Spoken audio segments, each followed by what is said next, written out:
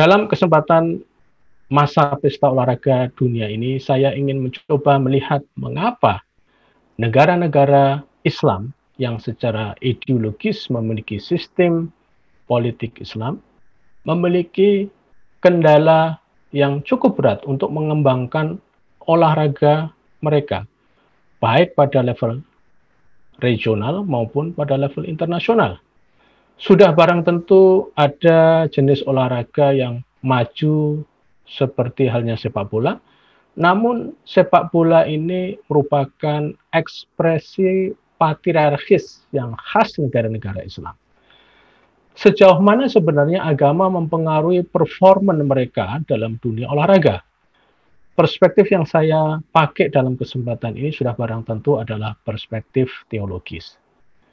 Secara teologis, di dalam Islam diajarkan badan yang sehat dan kuat itu dianjurkan. Ada pepatah yang terkenal, al-aqlu salim fil jismi salim. Maknanya akal yang sehat itu terletak di dalam badan yang sehat. Ini bukan hadis maupun ayat Al-Quran, namun oleh awam pernyataan ini selalu digunakan untuk mendukung olahraga. Ada beberapa hadis yang mendukung olahraga, misalnya orang yang beriman badannya yang kuat lebih disukai oleh Allah daripada orang beriman yang badannya lemah. Bahkan ada sebuah hadis yang secara literal menyatakan ada 3 hal yang disunahkan untuk diajarkan kepada anak-anak kita, yaitu berenang, memanah, dan berkuda. Hadis ini populer di kalangan Salafi Wahabi, sehingga mereka banyak menyelenggarakan kegiatan memanah, berkuda, dan juga berenang di sekitar Jakarta dan kota-kota lain di pinggiran Jakarta. Meskipun anjuran olahraga ini kuat, namun pada pelaksanaannya harus tetap berpegang pada prinsip syariah. Salah satu hal yang harus dipegang, misalnya adalah keharusan untuk menutup aurat dalam berolahraga. Apapun bentuk olahraganya. Bagi kalangan laki-laki, aurat mereka lebih fleksibel. Namun, bagi kalangan perempuan, aurat mereka sangatlah rigid. Olahraga apa saja boleh dilakukan oleh kaum perempuan, asal mereka mematuhi ketentuan syariat. Sebagus apapun olahraga mereka, kalau tidak memenuhi syariah dalam hal penutupan aurat, maka itu tidak dibenarkan oleh kaum Salafi Wahabi. Meskipun jenis olahraganya sendiri diperbolehkan.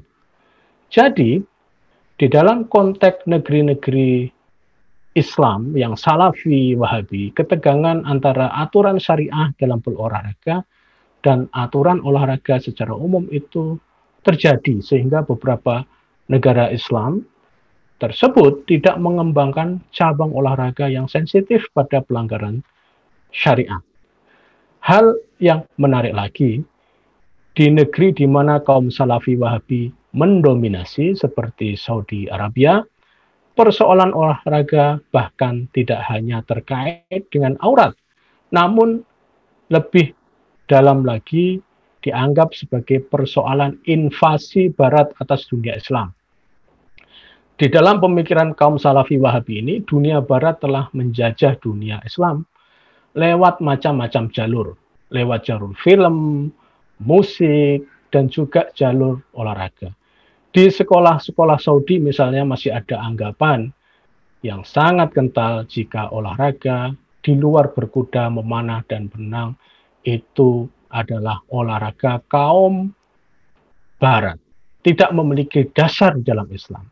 Sepak bola misalnya dianggap sebagai cultural attacks atau serangan kebudayaan atas dunia Islam. Orang-orang muda Islam Saudi yang gila bola dianggap sebagai orang-orang yang mengalami kekosongan dan degradasi moral oleh ulama mereka. Hal ini misalnya dikemukakan oleh Hasan Muhammad Hasan dalam kitabnya yang berjudul Wasail Muqawamatil Ghuzwil Fikri til Alam Al-Islami, terbitan tahun 1981. Hiyam Mulki, ulama yang lain, dalam kitabnya Thaqafatuna fi Muwajahatil Infitah Al-Hadari, terbitan tahun 1995, bahkan menilai jenis olahraga Selain yang 3 di atas yang dianjurkan oleh Rasul adalah bagian dari plot Zionisme. Bahkan menariknya lagi, yang diharamkan dalam olahraga selain yang dianjurkan oleh Rasul di atas adalah bukan hanya atletnya, namun juga kita yang menonton pertunjukan olahraga tersebut. Seorang ulama Salafi dari Lebanon bernama Syekh Faisal Maulawi ketika menjawab pertanyaan orang yang nonton olahraga dianggap membuang waktu, menyatakan jika kita diperintahkan Nabi untuk menghibur diri dengan hal-hal yang dilegalkan, menonton olahraga tidak dilegalkan oleh syariah. Syekh Muhammad Shalih Al-Munajjid bahkan secara langsung melarang pertandingan sepak bola karena dia dianggap tidak bermakna dan merupakan jenis hiburan saja. Sementara jenis hiburan yang melalaikan Tuhan itu jelas-jelas diharamkan. Bahkan ada sebuah kejadian yang sangat menarik ketika ada seorang perempuan muslim yang ingin menikah dengan seorang pemain sepak bola yang agamanya juga Islam, namun sang pesepak bola ini bermain di Eropa. Tanggapan Muhammad Shalih Al-Munajjid atas kejadian di atas, perempuan tersebut diharamkan untuk menikahi sang pemain sepak bola yang muslim yang bermain sepak bola di Eropa. Mengapa? Karena pemain sepak bola ini dianggap auratnya diumbar dan akan membawa si istri untuk hidup di negeri yang kafir. Hal yang lebih rumit lagi adalah cabang olahraga yang melibatkan kaum perempuan. Ulama Salafi Wahabi mengharamkan semua jenis olahraga yang mencampur adukkan jenis kelamin laki-laki dan jenis kelamin perempuan. Kalau ini terjadi, jelas ganda campuran badminton kita jika mengikuti aturan Salafi Wahabi tidak akan bisa main. Sudah menjadi fatwa yang populer bahwa seorang muslim perempuan juga tidak diperbolehkan ikut olahraga berenang jika bentuk tubuh mereka terekspos oleh pakaian renang yang tidak syar'i. Bahkan jika semua badan ditutupinya, maka pakaian yang dipakai oleh perenang perempuan tadi tidak boleh membentuk tubuh mereka. Di sini jelas yang menjadi masalah bukan soal olahraganya sendiri, tapi olahraga itu mengumbar aurat atau tidak. Ini sudah menjadi perdebatan lama di kalangan kaum Salafi Wahabi dan bukan rekaan kita belaka. Sebagai catatan, berdasarkan paparan di atas, pengembangan olahraga di negeri-negeri Islam, terutama yang beraliran Salafi Wahabi, menghadapi semacam tantangan dari otoritas keagamaan mereka.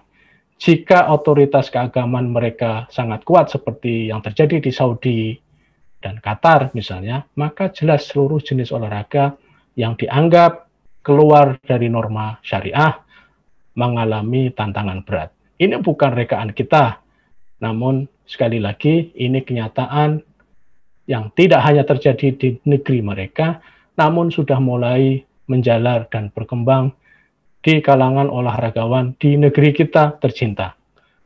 Akankah gejala membawa ajaran Salafi Wahabi dalam berolahraga terus menguat di negeri kita dan akhirnya menjadi tantangan pengembangan olahraga di Indonesia? Hal itu sangat tergantung pada kita semua, negara dan juga masyarakat secara umum.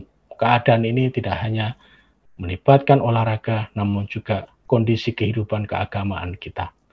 Apakah kita mau melakukan proteksi pada olahraga kita dari pengaruh Salafi Wahabi, ataukah kita membiarkannya? Demikian, wassalamualaikum warahmatullahi wabarakatuh.